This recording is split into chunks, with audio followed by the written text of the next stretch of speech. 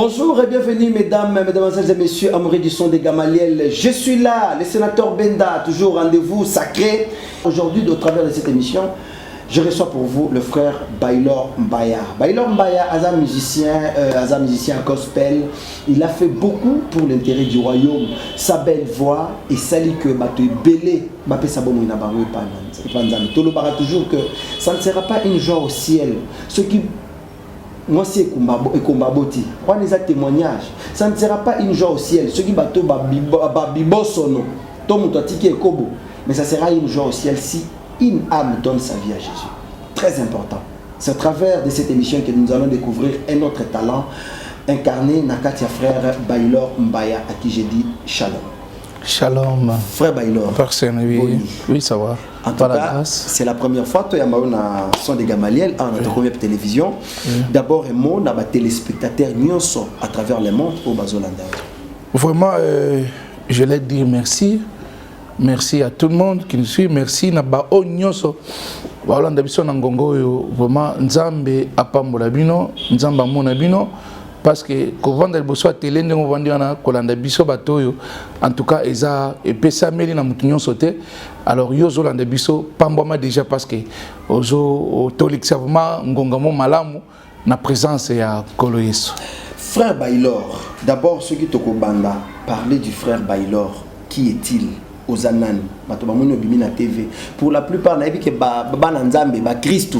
Bango batala kabilo na ba église à chaque fois dans ba prestation na bino ezala na Kinshasa, ezala na résidence non na Lubumbashi, ezala na Tchad, ezala na partout en Afrique bamboka ebele au kotambola parce que tu découvrira qui est frère Baylor.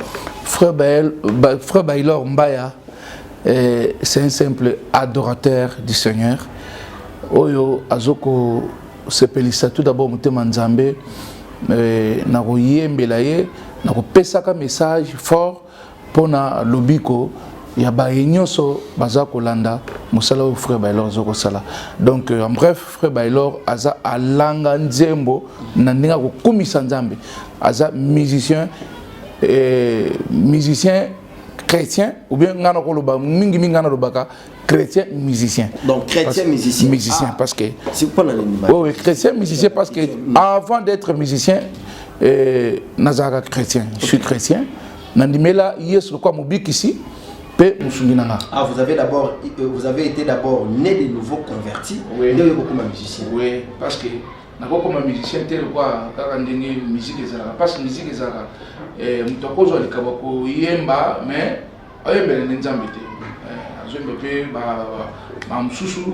Alors maintenant avant de comme yemba tout d'abord na eba kino nzamba zanana. Alors pour ndé yamone sunanga si lelo nazoko salela onga na ebike no azalaka. Et pour la plupart pensent que langage wana pour le d'abord chrétien musicien et chitarakeno frère Baylor a commis pasteur. Ah non, Baylor ministre. Ndena lo bible. Batalanga. Et ce n'est pas aussi un péché hein. Ya. Et bandi pe l'hôtel, ya keno batubele ezaki la prophétie bima.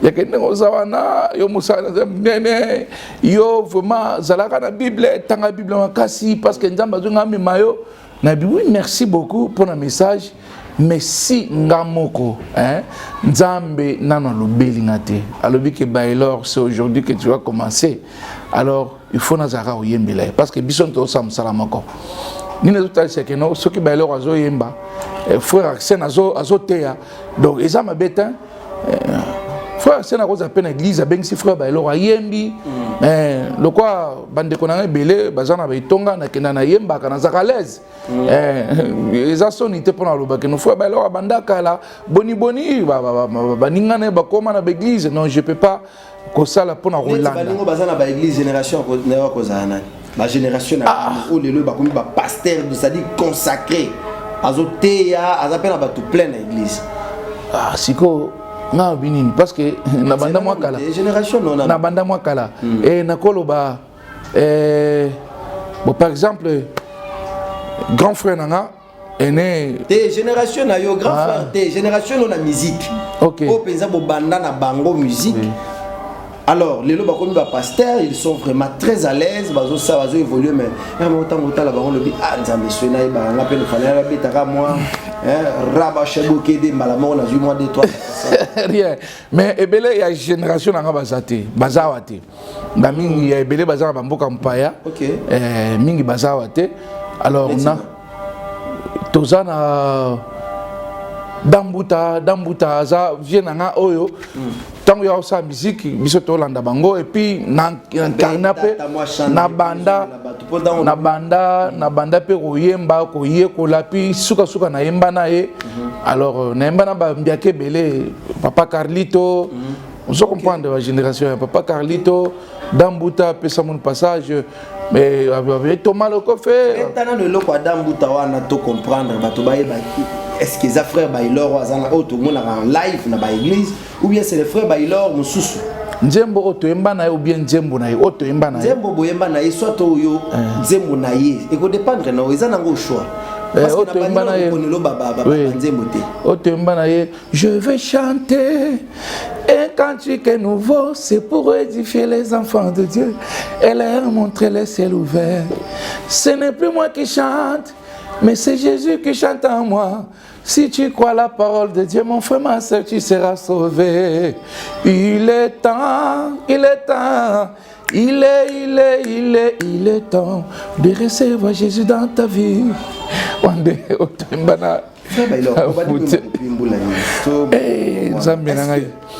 Baylor Mbaya né musicien ou il est devenu musicien peut-être par rapport à la réalité en face au talent le que non là pour battre musicien comme un musicien par effort consenti ils ont battu musiciens qui sont nés musiciens azana don azana talent ils ont battu musiciens parce que à la maison rigueur ils allaient qui papa ils allaient peut-être rigoureux si vous ne partez pas à l'église ils ne payent pas les minervales si vous ne partez pas à l'église ils ne donnent pas à manger ils ne t'achètent pas ils ne te donnent pas les transports mais si vous partez à l'église ils ont côté faible à papa donc ok, église, donc mon papa Fongwami a sur moi quelque chose.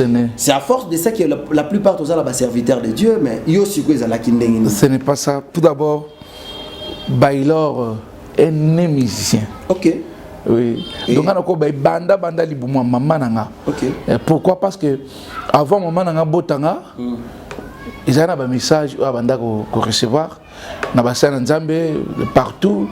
Moi, aux années de moi, Azamusala Nzambe Mnene, Osela Nzambe.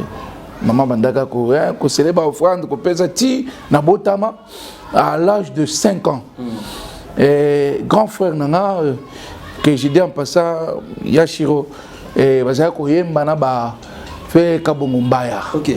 Dans le temps de fin Kabongombaya. Oui, de fait Kabongombaya vraiment. Et je pense. Donc quand on va dire moi Dingita bujana mama jawidi chemenu changi. Dingita bujana ah budi munjela nya ah yona. Ah OK. OK. Alors siko na bando landa bango sima ya bando beta guitare ce qui place ba ça la répétition il faut naza wana. Je wana ta kolia na olia te. Il faut naza la wana siko grand frère zo benga nanga.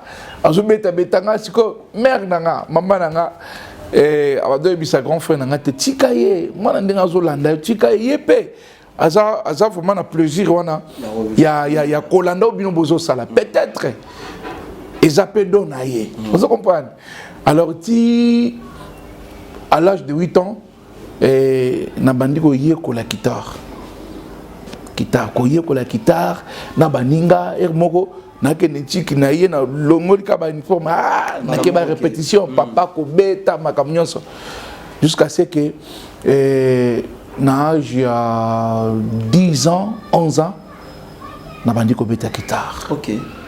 Et puis ya ko beta ko mutazo sakanate nga bando temisanga ba mesa donc je me souviens na ba action musué ba croisade de bando sayema wana je pense que Nazaka na Kananga. OK. Na Kananga, c'était Kananga. À l'époque na Luabu. Yeah. Na Kasai occidental. Oui, occidental. Nazo beta guitare. Ce qui pasteur je me souviens à Renard Bonke. Na beta guitare na croisade. Tu t'imagines? Oui, na beta guitare. OK. Na beta guitare vraiment siko batu. Ah, moi mkeboye boyena boyendo. Ndé c'est parti na Kendaka. Ti à l'âge de 14 ans, déjà, je déjà musicien, puis composer. J'ai interprété Banzembo presque nyonso et loko bandaki mako salanga o komisanga na koma moi makasi soki na Nzembo na yo soko kebite na ko yemba peut-être na tira ba commentaire nanga. Mais c'est pareil avec le frère Emmanuel Moussongo, lui prend oui pas à interpréter mais autant que interprétation peut exister. Oui, azape na grâce wana na bandi bongo ti na ko kokota siko ko kokota na mouvement siko na orchestre choral dans le temps ils avaient un orchestre oui ils avaient choral na eko kota choral ba grand frère ba eko tikanga de na banda siko ko himba ti kanenge zalaka ba ngwa ko la ba okende oyo akoli abali akei oyo akoli mwasi babali akei mais ko se retrouver dirigeant choral OK de na zoka siko makambo mais na bandi siko ba makambo na ti na lelo toza. En tout cas, Nzamba Sala grâce pour combien de chansons déjà belé musuba zo yemba yemba banzembo na musuna nzembo musuna pesa tozana tokomi apiti banzembo musuna pesa ezebele lokwa nani oyo et puis ba krina musu bezo beta mawa mita mujuru mungu chagua leo mais siko na mando beta ngo sikoyo na chiluba sirwana chiluba siko beta onde njimutumbisha Yesu bwalubwe na yeye na yantumbisha dana bando beta wonsi anitu ujuntumbisha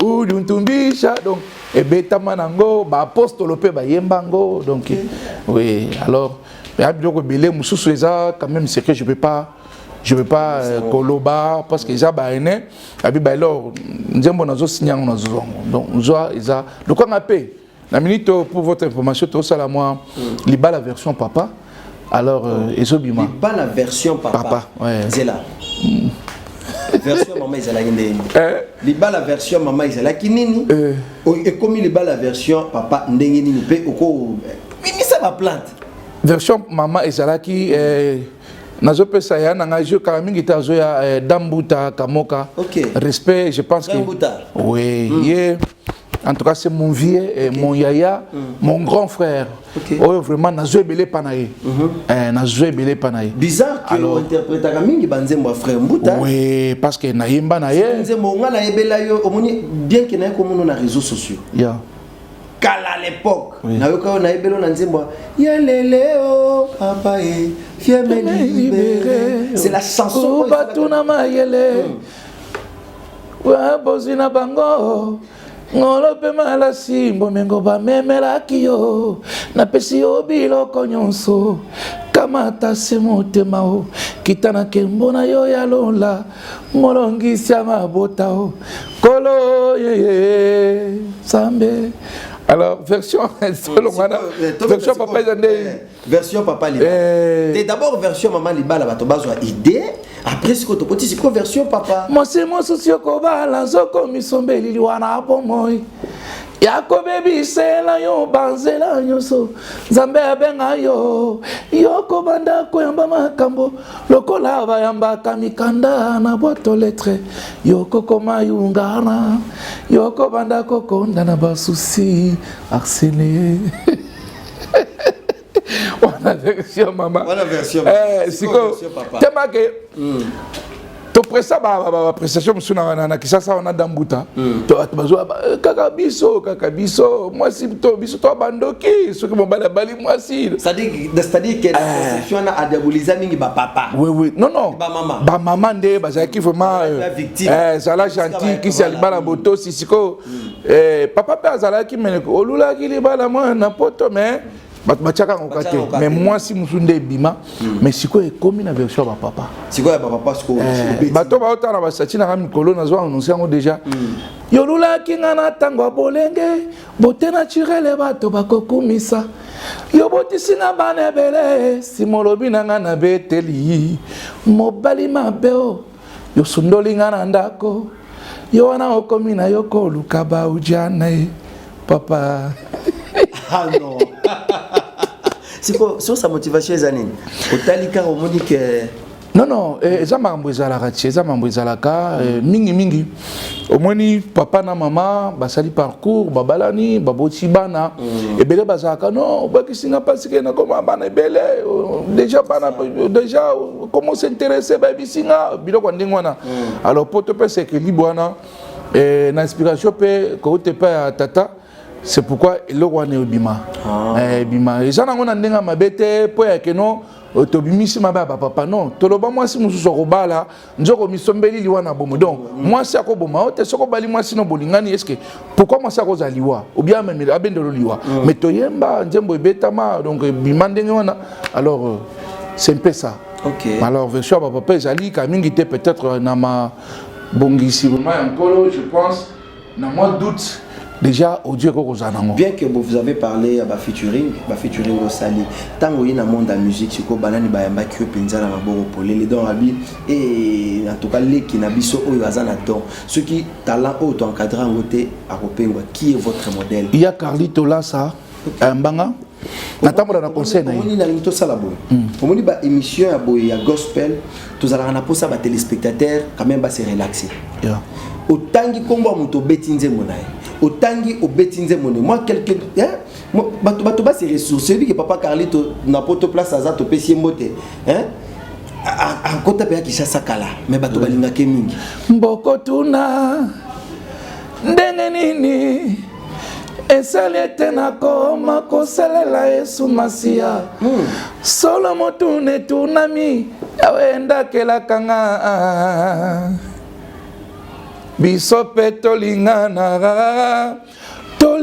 na bolingo ya seko na misala mpe maloba ya mpamba te tokomona nzambe wana c'est mon vieux alors akonseyanga ayebisanga bailor voilà yo vous beta basebe nous a un vrai animateur aujourd'hui na bien oyembaka bien mais yoka conseil na opesa là c'est en 2004-2005 si j'ai une mémoire tenace na Lubumbashi c'est en Lubumbashi na fait pas konza malam ayebisaka simbanga loboko abi monanga na hôtel na kana hôtel dans le temps place avanda ko vanda via conseillanga confra pesanga toli abi vanda kamingi na rumba rumba nde ekobimisaka et c'était vrai na kosa ba animation na ko yemba na ko yana ko bina meso na bandika ka rumba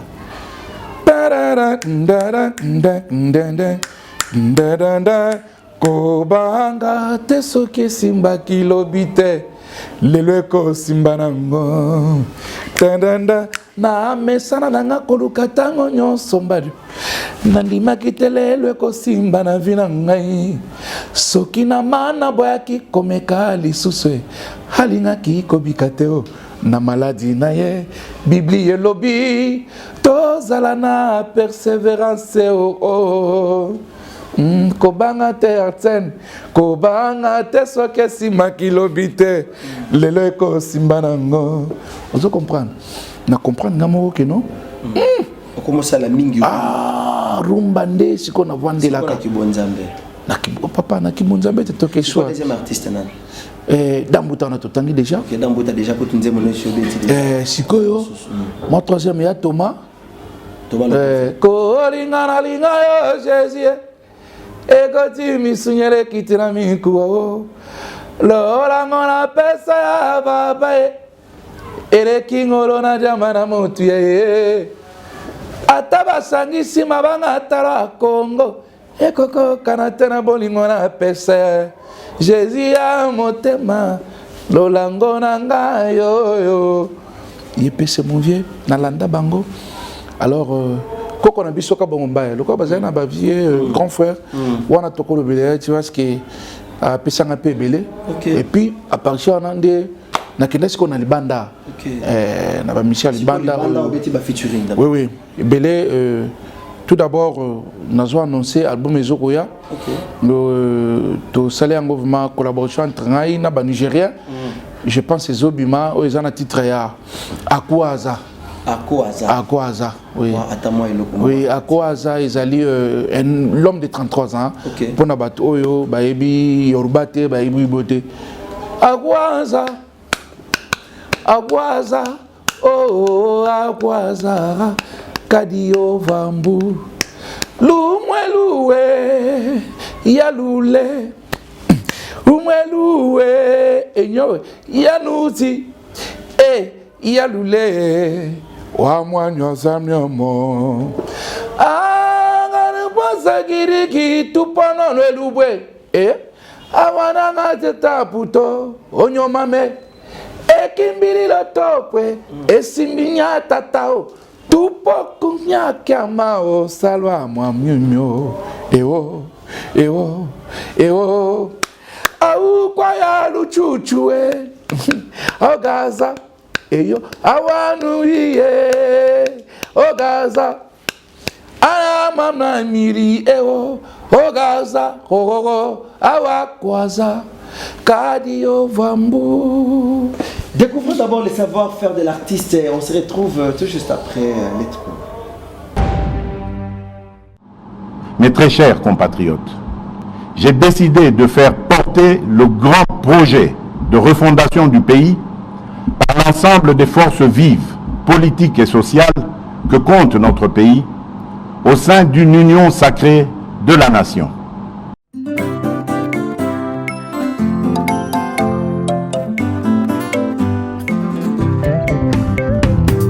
Notre Congo, pays dédié à Dieu, pas de trahison. Union sacrée pour la nation, adhérez-vous. Le frère Baylor Mbaya chante l'union sacrée pour la nation. Union sacrée, ce n'est pas un parti politique ou une plateforme, pas même un complot familial. Union sacrée, ce n'est plus des PES. Union sacrée, ce n'est plus FCC. Union sacrée, ce n'est plus la Mouka.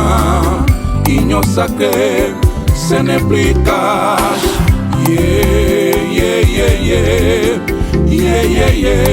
Union sacrée.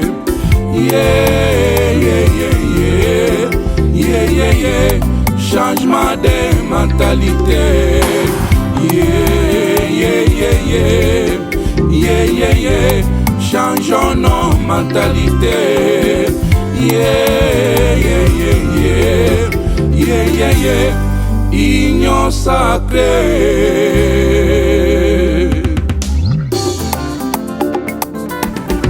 L'union sacrée doit garder son aspect de l'unité et de cohésion nationale. Pas de discours haineux et tribalistes. L'union sacrée est une vision que Dieu a donnée au chef de l'État pour le salut des Congolais et le développement du Congo. Union sacrée. L'union sacrée est une vision que Dieu a donnée au chef de l'État pour le salut des Congolais et le développement du Congo.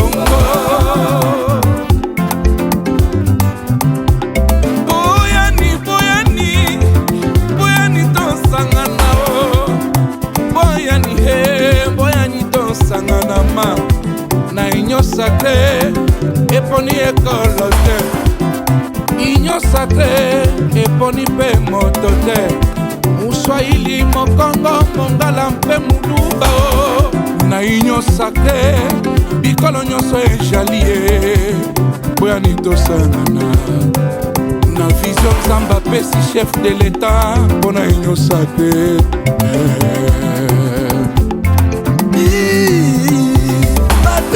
baza kobituna mpona union sacrée ezali continuité ya FCC ni kashito eperoye eza bongo te kasi ezali vision Nzambe apesi faci beton mpona developema ya mboka bomboka ekende liboso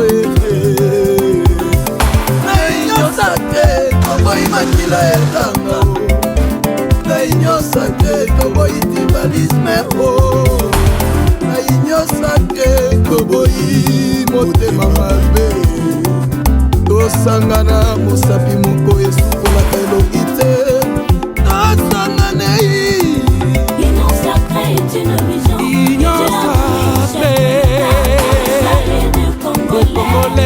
développement du Congo. Le Congo betu nyonso mendima na ngindu ya mfumu ya bwana na betu mepesa nsambu na union sacré benu kwisa kuvukana kwenda na union sacré yokele mbote ya beto nyonso union sacré yokesola bwala ve congolais. L'heure est venue pour que tout Congolais change sa mentalité. Changement de mentalité, changeons. Merci beaucoup Manix Kimbolo, merci également à Djika, Dieu Makesela, merci également à Trésor Zolo Zolo, Maman Onatania, depuis 10e rue Lumete, Balobi, Maman Onatania déjà de retour, à Kinshasa, Bosso Baba Bazin, Bosso Baba chemise à qualité, Bosso Baba Bilo Nyonso, en tout cas ça lui fait ma commande à Mituka, ma commande à Matela, ma commande à Sapatou, ma commande à chaussures, na sac d'âme, na 10e rue Lumete, résidence industrielle, vous retrouvez Maman Onatania, soit vous me contactez. Je vais vous mettre en contact avec Maman Onatania. Honorable les actes à mon poche charmant, je vous dis déjà un grand merci. Et je vous dédie cette chanson. Il y a Union sacrée de la nation. Frère Baylor. Oui, papa. Union sacrée de la nation. Yosa, serviteur de Dieu. Yeah. Aux amis, na makamwa ki bonzambe. Boni boni au côté du sous au côté na petit carré à bateau basala ba chanson patriotique. C'est quoi la motivation? Au sein de la Union sacrée de la nation. Pour changer notre mentalité, il faut que bonzambe mingi c'est le Saint-Esprit qui change l'homme. Mais quand la ligne nous commençons à changer vos mentalités. Union sacrée des nations, ils ont parti politique ils ont FCCT, ils ont plateforme PT, ils ont la Moukate, ils ont Casté. Qu'est-ce que vous voulez dire papa? Qu'est-ce que vous voulez dire par là? Et c'est quoi la motivation? Merci, merci pour la question. Et je pense que tout d'abord, Olandi Nzembo wana ndengezo leki. Oyo kitene na zo interpréter na lobby. Ozo lo baiza parti politique sacré boy. Mais tozo bosana que il y a des gens qui disent Mobutu asala impère. Mouzé Aye asali babena ngoni. Mouvement de la libération, quelque chose comme ça. Après Joseph Kabila asali après 1+4 Aye kosala FCC. Le Lofati au-delà de la cache, Asali, Union sacrée de la nation. Ouais. Apparemment. Ok, Nzembo wana tout d'abord, Eza Nzembo kakatolo bateke, na yembeli, Eza Nzembo mutute. Ok, na yembeli mutu. Na yembeli tout d'abord nation nanga. Sola ndi bien na masolo, bon, na kolobanga na lobby avant Nzembo banda. Na yembeli nation nanga. Ok. Naza Congolais. Naza Congolais. Au-delà de tout. Oui, Naza Congolais, papa. Okay. Et puis, et si Kamoko, na yembite na la kisike, allez, yo, ce qui est bon, na bo ozwa licheto bamba mutu. Na pesi message à paix. En tant que patriote. Ya, na pesi message à paix. Okay. Et puis, Nathalie ici, na définir qu'est-ce qu'est une union sacrée. Nzembo papa c'est les bandits awate. Ok. Nazaki na Lagos, na bandi. Nathalie Kichen moko ya place. Bazolo ba bon permettez-nga bazo finga nani chef de l'état actuel oui bazo finga ma finga ka donc ya mabekutu na non et quelque part ngana mwana ntambe na kopesa kimia mais kimia na ngeza ndenge nini ngaza politicien te na kende peke non na ke sengo audience ke ngana non na osala Nzembo Nzambe pa pesinga inspire omuni malobo na lobi na Nzembo bakomeli ngate ya kele bakomi lobabo eno jamais na aucune inspiration et matinga na vandi na commencé la Nzembo là c'était à Lagos en Nigeria tant si Nzembo j'ai appelé mon père que je salue en passant le bishop Daniel Kapinga na bengi papa nazo kitamboka ta la vision ngana zo Baylor depuis quand yo sala Nzembo depuis papa nazo salamu abi pesanga 3 jours na biso nini tant na pêché 3 jours après 3 jours bengi non c'est le temps j'ai accepté. Papa naïe, ma fouti billet.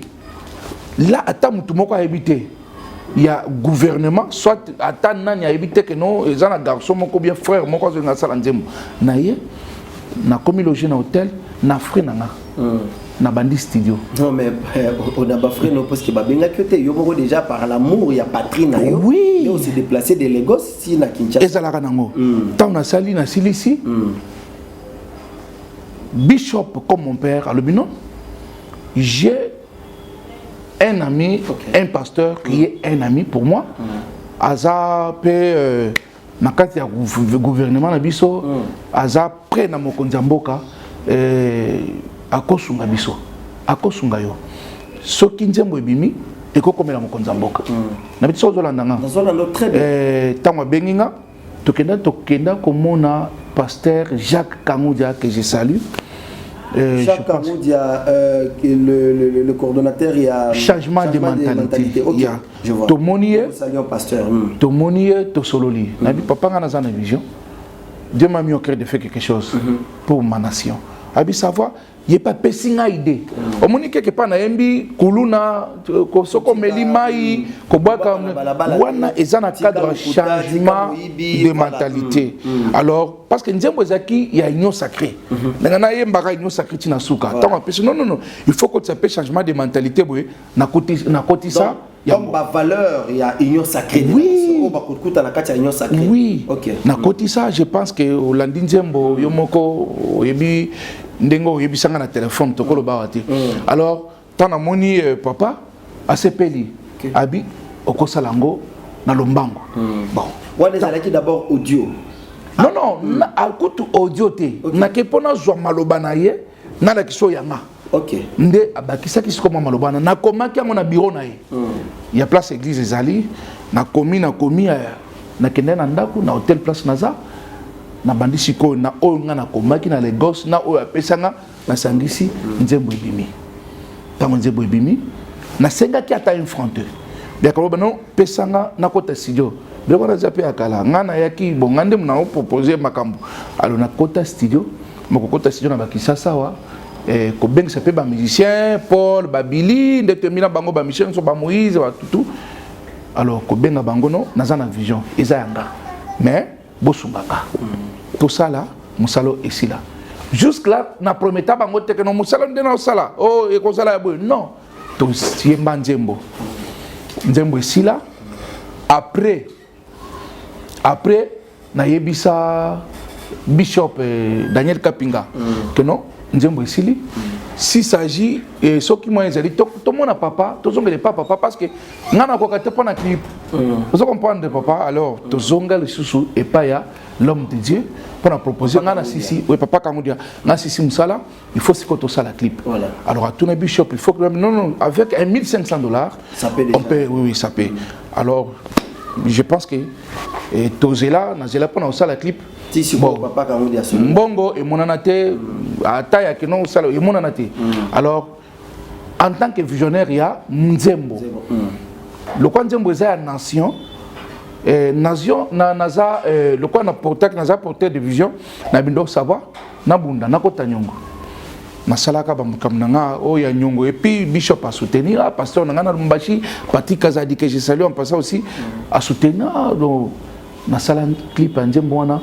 ndengo zo mona bafi tout bazawana ba garçon tout bilamba nyonso balati ngane muna sombela bango donc ba effort nyonso ba pasteur quelques pasteurs au tangi ba mi balé kaka na bi mi balé bishop Daniel Kapinga na patriarche Patrick Kazadi na Lumbashi OK de bacha moi maboko kaka ndingi na salim salana esili tam sala esili bango tout ba figurana image wana ezana bato na futaki ezapamba te bato na futaki ba fio musu bazalaki wana naemba na bango te bazana kitasa ngana vivre libanda alors tanaye bato oyo jusque là na pesa kata elobote na pesa infronté ce sont mes frères musiciens babite papa osunga biso na mboka no tanto yaka ale photo sungayo osa musalama masa musale esila mais tunanga nini musala tango esili na komi oluka musala ekomela kolona yango visionnaire et union sacrée,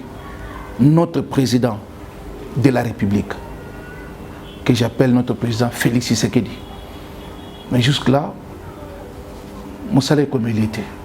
Bon, je suis sûr et certain qu'il y a Satali Moussala. Moussala est comme il était. Parce que. Expliquez-moi bien. Papa Moussala est comme il était depuis Nzembo Sila, ça fait maintenant 6 mois que je suis à Kinshasa. 10 jours au jour, je paie l'hôtel. Depuis le 28 décembre, Kingana Kinamboko, ça fait maintenant 6 mois. Si quoi na banani à part papa Kangodia oh lelo tu dois comprendre que il n'a pas voulu au départ. Nazaki na maison civile à chef de l'État. Nazalaki wana pour na kosenga ba audience comment ekozala comment boko orienter nga comment nzembo yango yo. Ata soki nga na ke kaka tiki pas non pas chef de l'État. Amoninga na rete bakenda bongo te. Il faut atabino boko misele message. Boko misele nzembo na nga. Ngana sali musana na. S'il arrive que nengo oyembi bon oyembi na oyembi li nation na yo. Oui. Et bon oui koya bon. Yoka. Moni José Nzita sali chanson patriotique awa tu obimisa ko tunze bon mususu très bientôt tozala na plateau awa. Nga problème na nga isaboye. Na za kuna te pasa na sali na mbongo na ngati. Na koka pe tant na bando luka mamba osa clip. Na nkende ka na maison civile pasa na comme lettre non. Lettre na nga za na maison civile ici ko. Vraiment. Mbongo bima te pona clip. Na salaka na bambongo na nga. Mais il suffit kaka na komela kolonzembo na PC CD na ye na flash. Que papa CD na flash yango na ngai nazonga mboka na ça. On est très simple d'ailleurs. Et puis na masolo na kendaka teke nazoluka président pona jamais. Télévision et radio te. Amona vraiment ba effort consenti oui, il y a mwana mboka. Mingi na comment vivre te na koma libanda mboka Mexico mwana mboka yé po asangana asangisa vision donc asala eloko pour la vision chef de l'État et puis na yembi bien abi Union sacrée c'est une vision que Dieu a donnée au chef de l'État pour les salis des Congolais. Vous comprenez? Alors quand je fais ça nazaki convaincu que je vais le faire mais nazo bisao 6 mois ngote 6 mois ngote. Alors nga nazo senga likamoko papa Arsène soki mokonzi mboka ata bato baza près ya mokonzi mboka tout autour ya mokonzi mboka ke botali émission oyo en tout cas naza étranger te na mwana mboka na sala musala pona nation nanga nzembo komela kolo nango. Alors, il n'y a pas eu même d'autres pasteurs à Kinshasa, puisque c'était Monsieur Lubumbashi. Est-ce que vous n'avez pas eu à consulter le pasteur, monsieur, le pasteur Moïse Mbié, l'évêque Pascal Moukouna, c'est un patriote, le pasteur, prophète Denis Lessi, le pasteur Papa Walesa. Il y a beaucoup de pasteurs quand même que vous pouvez, porter à cœur, la vision, surtout la vision, où est Alimbo la mission. Arsène, na ebiso bien. Ce que ça que monsieur ça na 3 heures du temps. Maloba pa ko belinga ka etikala. Donc monsieur ça ya moins minute à kotanga. Tikana lo bana mukuse ke presque ba tunyo so otangi dans zaina bango. Ba pasteur, mes pères. Nazakina papa évêque. Nazakina Nazakina papa Walesa. OK. Nazakina président. Tout le passé papa Dodo Kamba. Nazakina en passant c'était quelque part avant de qui j'ai profité. Il y a côté ces visions et il comme sali. OK. Parce que nazamwana naye et puis na ndenga spiritualité nazo sala musala na kati tonga. Na bi papa naza musala te na tinda musala na WhatsApp. OK? Alors papa de Zakina jusque là et ça a passé mon côté benga que no bailor. En tout cas vision na yo biso to ba passer papa na mboko ba passer pasteur mi balé misatu ba ko benno mwana na biso asali musala il faut présence wa musala musala il faut comme mboko présenter comment les problème à volonté na bolingo wana ya keno et comme lobby et comme papa et comment mais ce qui est comité nous sommes condamnés mututé et je pense que ba passer bazana mamobelé talaka ministère boina boye zo bouger mutu mais dans le but que jusque là et ça de façon on fera le tour nzamba osongo kaka pour que ba kondi bato baza habilité ya ko soutenir yo na kati ya vision et puis na bosani pété o mona nzembo yo ya nzembo na kati ya nzembo ya na bato belé ba ministre union sacré baza wana o baza vraiment impliqué na kati na lobby ba ministre o bazali na union sacré baza na nzembo. OK. Et belé batali nzembo déjà. Et bien, Nzembo le canal RTNC. En tout cas, Tozaki n'a papa Ernest, vraiment que son âme repose en paix. À Jacques Nzembo na bolingo. Yekuto abenga kipe papa Jacques Amu de pona yebiseke na zana Nzembo mokwawa. Ya mwana yembi malamu ya nyo sacré. Nazo tinda na WhatsApp eleka bia eleka. Mais je pense que na RTNC mutu nyonso azaka na bureau tout na Gomba na ville bureau nyonso ezaka na RTNC batalaka mais quand ils peut-être na koloba ça semblant to ezanini batalaka le moment voulu n'est pas encore. Non 6 mois. 6 mois. Nzembo ici là ça fait maintenant toujours 4 mois. Alors quelles sont les stratégies opérationnelles au mettre en place pour que message wana ekomela mokonzi ya mboka parce que kokutana papa Kangoudja ne suffit pas. Kokutana papa Kangoudja to mona ki dernièrement quand na ba réseaux sociaux place ngana ki koyebela nzembo ya Union Sacrée kokutana na secrétaire général il y a eu deux personnes distinctes Kabouya. Au-delà de ça, apparemment ça ne suffit pas parce que personne n'a un résultat. C'est pourquoi je l'ai là. La stratégie ni mususu ko mettre en place. Senga na bakonzi na TV, ba comprendre ni enseigner la bango ça là pour que vous soyez remise na ba droit. Bon en fait juste droit les considération. Il y a musala oyo sali pour na faire avancer koto molekumu ya lokumu ya mboka. Bazolanda biso bao bakozwa libako olanda biso bao bakolanda boyebisa pe bao bamoni batali mission te yake souci na ngeza nzembo ekomela mokonzi ya mboka c'est tout nzembo ekomela mokonzi ya mboka papa soki mutu asali a dessiner photo ya non première dame que je salue maman Denise en tout cas Mungu ambariki sana mtoto kwa natafuta sema akwa ku remettre ma CD kwa kiongozi alors a dessiner kaka photo ya maman avec une émission ba benge ba recevoir kaka nzembo ezo ko accompagner mokonza mboka na mandat ne mobimba selon nzambe ndenge akolinga ke mokonza ke na mandat na ye to ce qui nzembo wana vraiment ezo accompagner mokonza mboka comment nzembo wana ekokundama jamais ekosa matin et puis yoka bazobenganga bazobisanga omoni nzambo soko yembelaka kingani pakala songolo omoni ke mwana habité ngana za kuna te na yemba ki nzembo po bango il fallait ko la mutu songolo peut-être azaki na pouvoir ou bien akenda ou bien ko yembela mutu moko pe boye les choses comme ça alors si qu'on habité na ko sala ngote po ngana sali po kaka bapesanga mbongo te ya kiso na yembeli mokonzi ya pesanga million te na sali nzembo pona bolima mboka na nga. Vous comprenez? Alors c'est ça, il suffit ka nakutana kaka na mokonzi na remettre na papa na la kionga na komo zonga papa 6 mois na hôtel na hôtel na sala rate apa musala nzambe na sala rate mais ce qu'on a foutu à l'hôtel na foutu à hôtel wana ndengeni vous comprenez? Alors na pesa na bino papa na sali ko autant de mikolo na komo kende naza responsable na tiki famille il faut que je rentre. Alors c'est ça donc des soucis na nga ngona de comme ça souté alors on sala kaba on sala soto donc nazo tambola chaque jour na tambola nazo tambola en tout cas message est commis et que ça la bien que les autorités compétentes s'y mettent pour trouver la solution à cette... Papa Eliezer Zoura Bisso, Eliezer, Papa Eliezer Zoura Bisso, Eliezer Tambo Zoura Bisso, j'ai confiance. Oui, bon, en fait, les Ambela la bataillon sur base habilité à soutenir Rio, à tous les conseils spéciaux, il y a chef de l'État, surtout conseil spécial, le chef de l'État chargé à Makamba Culture, chargé à Makamba Culture.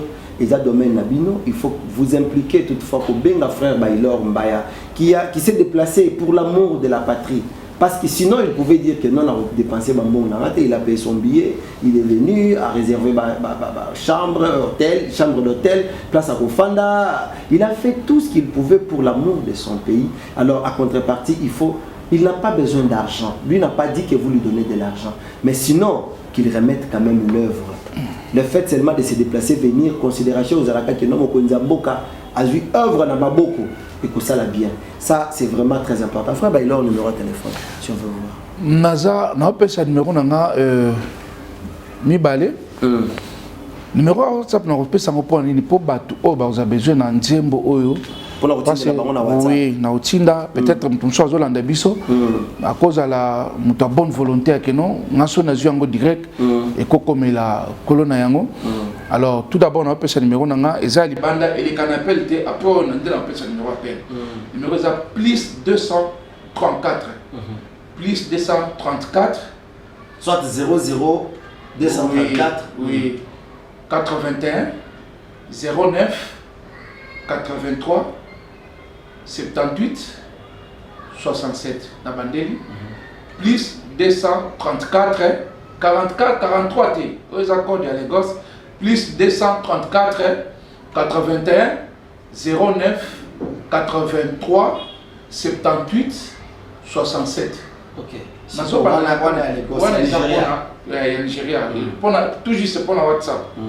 Alors, le numéro appel Ezali 081 605 99 30.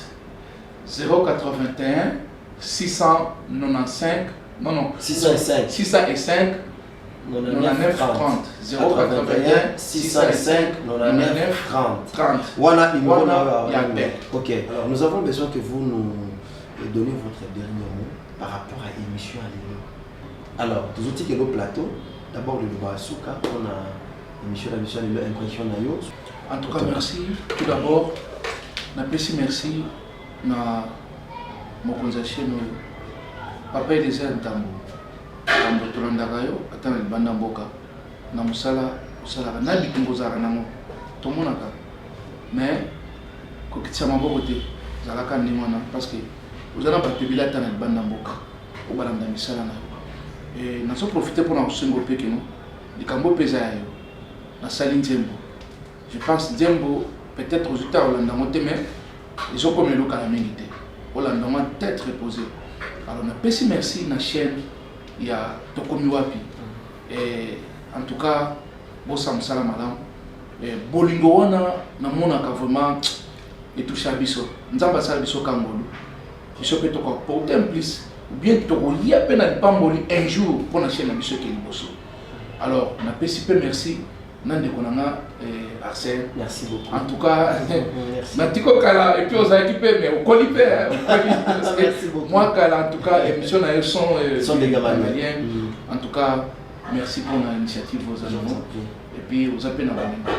Pour ceux qui émission na zomona na émission ceux qui za pour na mbongo. Pour na bosela mbongo belé. Mais ngako nazali lo pesa binoté au niveau ndanga émission na condition vraiment oyoza. Il y a un dingue qui nous bazalaka te soka pesite oleka te c'est l'obligation pour nous mais en tout cas merci beaucoup. Merci na bandi ko biso baza na régie Dieu makesela en tout cas Ngolo bon travail Volindo Tony en tout cas nzamba pa mola bango pona nga souci na ngezaka nzembo ko mela ko. Merci beaucoup Papa Baylor pour l'hospitalité quand même. Tu écoutes les réseaux sociaux, on a vu mes mono kala et tout ça. Quand la chanson. C'est pourquoi dans sous numéro. Oui, tes numéros, on retire le plateau. Ok. On peut solo la présence à téléspectateurs pour moi 10 à 30 secondes. Oui, ça va venir nous. Déjà, moi j'ai dit déjà un grand merci à Dieu Makessé là qui m'a accompagné. Merci à Manix Kebo le réalisateur, honorable Eliezer Tamboué. Merci beaucoup. Parce qu'ils ont la facilité encadrer les jeunes au Lamaro du Néant, comme ça va au bateau. Ce n'est pas facile. J'ai toujours dit, même la nature défendra votre cause un jour. Merci également à Maman Onatania. Merci au révérend sacrificateur Jacques Kambaï Wakazadi. Papa sacrificateur Jacques Kambaï, merci beaucoup pour les encouragements, l'accompagnement, ainsi que votre tendre épouse, Maman Irène Mankoto. Merci également à tous les enfants. Tous les enfants, je vous salue. Je dis bonjour à Prez, bonjour également à Précieuse et Light Kambaï. Ce sont des Kambaï. Merci également à Nathalie Moussibou depuis les États-Unis d'Amérique.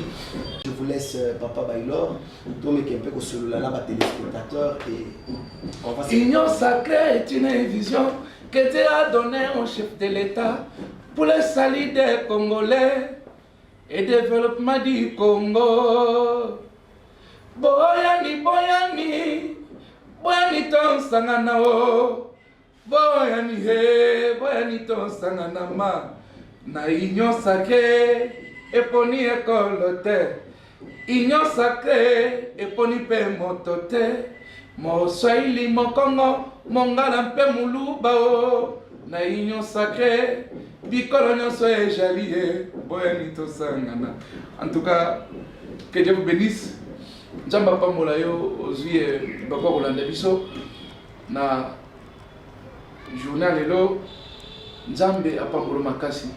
Yo mutu ozwi message tambusamo betela pe moninga lisolo message et tambola kino ekokomela notre président de la République Félix Tshisekedi Tshilombo. Nzambe apambola Congo, Nzambe apambola président de la République na batu nyonso o bazoko sala zinga ne bazoko sala musala Nzambe apambola bango, Nzambe bossa na temboko yo parce que toujours mona bilaka mboko yo ezoko pisa makala mingi te. Nzambe apambola na zone sous papa Eliezer, Nzambe apambola yo, Bishop Daniel Kapinga, Nzambe apambola yo, Patrice Patrick Kazadi, Nzambe apambola, Église Corps du Christ, Nzambe apambola bino. Que Dieu vous bénisse. Ciao.